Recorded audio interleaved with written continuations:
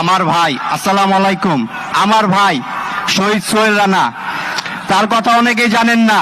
তার মতো আরো হাজারো ভাই আছে যাদের কথা আমরা এখনো জানি না, কারণ তারা বেআইনি ভাবে দাফন হয়েছে রায়ের বাজার বুদ্ধিজীবী কবরস্থানে।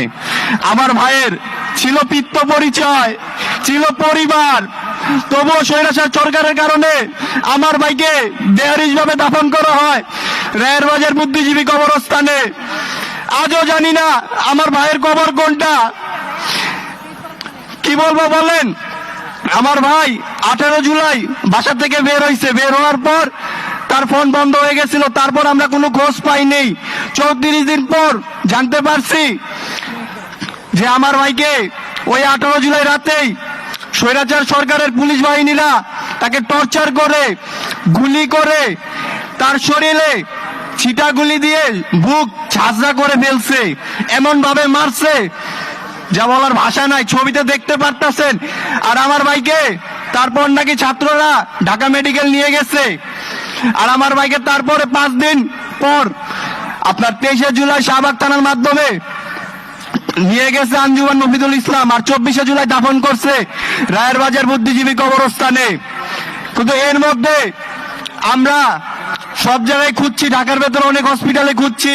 3 দিন পর ঢাকা মেডিকেল গেছি, কিন্তু আমার ভাইয়ের লাশ আমরা পাই নাই। আমার ভাইয়ের কি ভুল ছিল আর কি বড় ক্ষতিকর ছিল, এটা আমি হাসিনার কাছে জানতে চাই। হাসিনার কি ক্ষতি করছিল? আমার ভাই তো সত্য কথা বলছিল। 18 জুলাই বাসা থেকে বের হওয়ার আগে সকালবেলা 2-3টা ভিডিও করে গেছিল, ওগুলা সোশ্যাল মিডিয়া আপলোড করছিল। এটাই কি তার ভুল ছিল?